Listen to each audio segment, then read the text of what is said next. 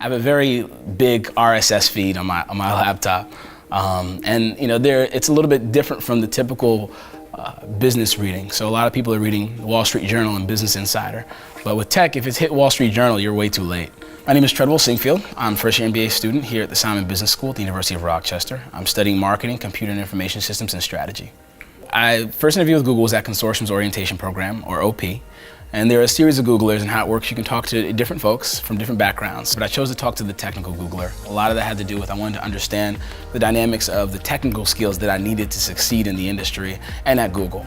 Going into an industry, especially something like technology, you can change roles if you have enough depth. If you have enough depth and understanding, you already understand how one is going to affect the other. It's not hard to change from an operations to a sales to a marketing role. Not every problem can be broken down into just the 3 C's and 4 P's. There has to be a deeper dive.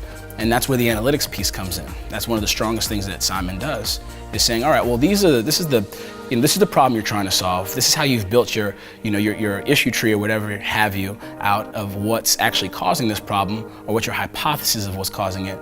But then the way that Simon works in the analytics piece is saying, all right, well, let's dive a little bit deeper. These frameworks piece, they're great. They really are great, but from a holistic standpoint, from a human capital standpoint, do you have the people you need to make this succeed? From a financing standpoint, what kind of structures are you using? What kind of mechanisms and vehicles are you using financially to actually support your initiatives and your business? And then from an analytics standpoint, how are all these coming into play? What's the actual impact of this?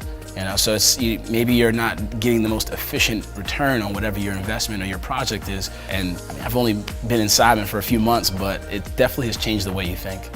I do a lot of other activities here. I work with the Consortium a bunch, but a lot of the other stuff is actually just extracurricular. Just being able to do the social events, meeting up with friends, grabbing drinks, getting something to eat, checking out some of the food here in Rochester.